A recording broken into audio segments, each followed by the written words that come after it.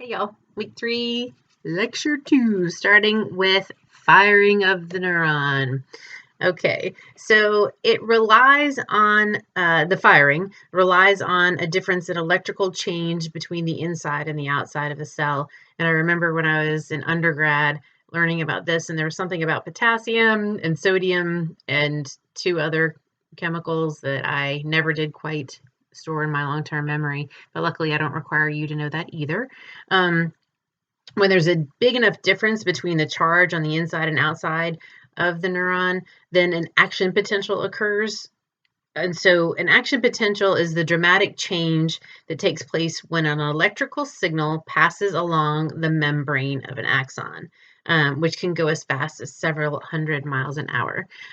There's a great video out there that I did not choose for you all to watch, but it had dominoes, and it showed, if the dominoes are all lined up, it's going to go all the way down the axon and go out and maybe fire to the next neuron. But on the other hand, maybe it's the dominoes just peter out. So that's why it's an action potential. It can start but not finish. It can fizzle. Nerve impulses involve the opening and closing of ion channels that allow the ions to either enter or leave the cell.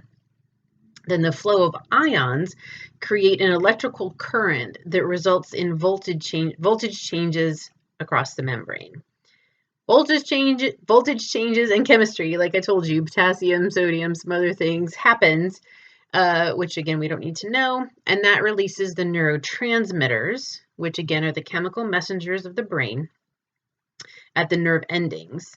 And so the endings don't touch completely. There's a little bit of a gap between them. And they float across that intersynaptic space and then bind to the receptors like a lock and key. And so it can't work. And that's how things work, as if I have this later in my notes. And so anyway, sorry, I will get there.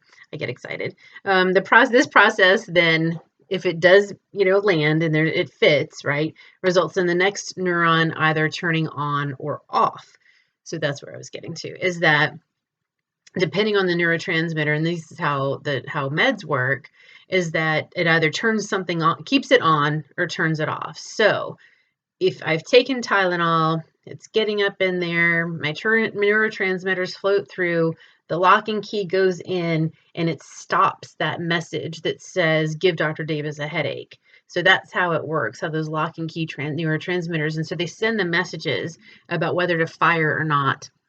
Or, and the opposite's true, like, oh yeah, keep firing, we're doing this, we're keep on doing this part, it's good stuff. Let's see, so the release of neurotransmitters is called exocytosis, and is the electrical process in which the self-firing creates this electrochemical process. The dendrites, right, the receivers, the starting point of the next cell, receive that chemical information, or and passes it, through the cell body, which in turn repeats the process. If you've heard of SSRIs, like depression medication, or selective serotonin reuptake inhibitors, so the synaptic cleft, where we were talking about that little space in the middle, is where they work. And so in the case of depression, our brains need this sort of supply of serotonin floating around in that space. And so depression happens when there's not enough of that floating around. And so what an SSRI does is says, it's a selective serotonin reuptake inhibitor. So what that says is, don't suck it all back up. We need it to be floating in this area. And so that's how the SSRI works on serotonin, the neurotransmitter, and then leaves it there so that it can help with mood. I hope that makes sense to you all. Let me know if it doesn't. So the interconnection between the central nervous system and the peripheral nervous system is important in symptom presentation, internal feelings, and physical responses to the external environment. Treatment is usually focused on the central nervous system. That's where the real activity lies. That's where the meds can kind of get in and do their things. But effective treatment and coping strategies frequently rely on the peripheral nervous system, because remember, like we said, that's the part where things are calm. Those are the breathing exercises, thought exercises that make us feel better when we do those, in addition to maybe using medication to help ourselves with what we're going through. All right, y'all. So now we go into neurotransmitters and psychiatry. So like I said, they either excite or inhibit the postsynaptic cell, the next cell after the next one. And they are the brain's, I've said this before, the brain's chemical messengers that allow for the communication among the neurons. They are either excitatory or inhibitory. And obviously, excitatory and neurotransmitters increase the likelihood that the action potential will go. Inhibitory neurotransmitters decrease the likelihood the neuron's action potential will fire. Over 100 neurotransmitters have been identified, and each has a unique function. But they don't necessarily work alone. Many of them work in combination with each other, which results in important human abilities such as thoughts and emotions. Each neurotransmitter has functional abilities. So we're going to start with our first one, acetylcholine. This is the first one to have been identified back in 1914. They found it through the central nervous system and the peripheral nervous system. It's found throughout both of them. Acetylcholine is released by neurons that are connected to voluntary muscles. So, the arms and our muscles, not our hearts, right? That kind of stuff, which causes them to contract, as well as the neurons that control heartbeat. So voluntary muscles, but as well as heartbeat, although I just said not your heart, but it is going on its own thing. It links motor neurons to muscles, and antibodies that block the receptor for acetylcholine cause muscle weakness. So it just shows that if you're blocking the acetylcholine, your muscles aren't going to work as well. And so, or that they're going to, maybe if they're hyper, if they're clenched, maybe that helps them not be so clenched. Next one is our friend serotonin, who we already talked about. It induces strong contractions of smooth muscles. It is present in the blood. It plays an important role in the transmission of other neurochemicals, and it acts as a switch that affects various mood states, like we talked about with the SSRIs. And it also plays an important role in sleep. Very important. Serotonin. No, I'm thinking of melatonin. Thinking of that with sleep. I guess let's say it's related. Next up is catecholamines, which is dopamine, epinephrine, and norepinephrine. And they are found throughout the brain and the peripheral nervous system. And they, again, help with our fight or flight responses. And they help the body react to stress. That's catecholamines. Next up is dopamine, which is important in controlling movements, especially voluntary ones, regulating hormonal response, and causing psychotic symptoms. It is an inhibitory neurotransmitter. It is important in the brain's reward system.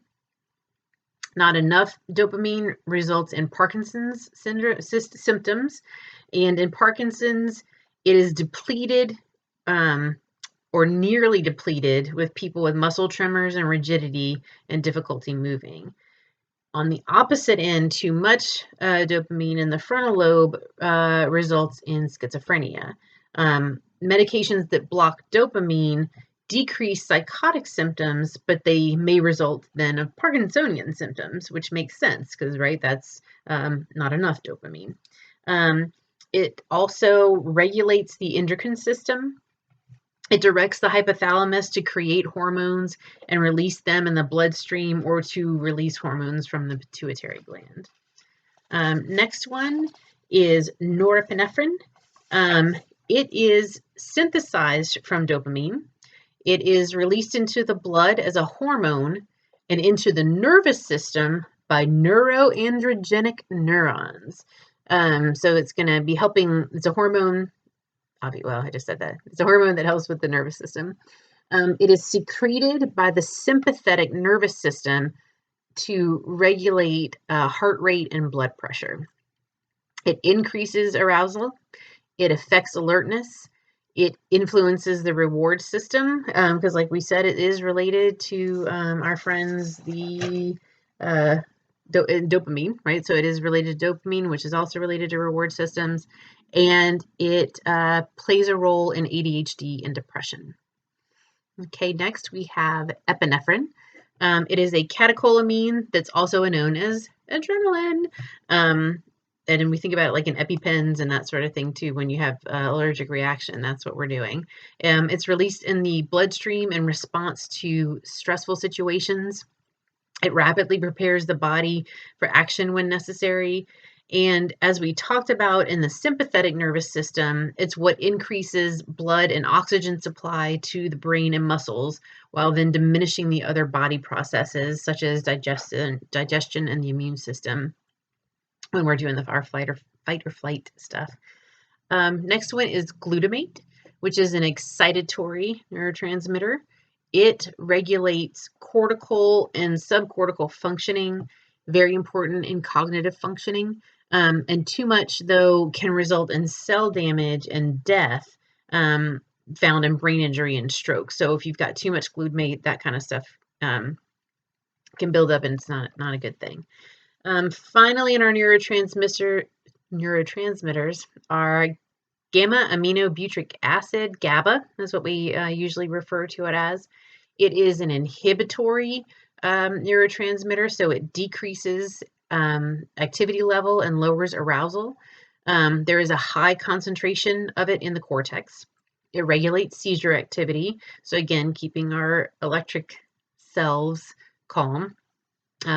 Alcohol increases its effects, and so you don't want to kind of mix the two because alcohol is a depressant as well. So then the GABA neurotransmitters are not going to go well, or it will at least get you to an even a lower functioning state, we'll say. Anxiety medications such as benzodiazepines work to increase GABA receptor activity. That is, calm things down, right? Okay, y'all. So those are neurotransmitters.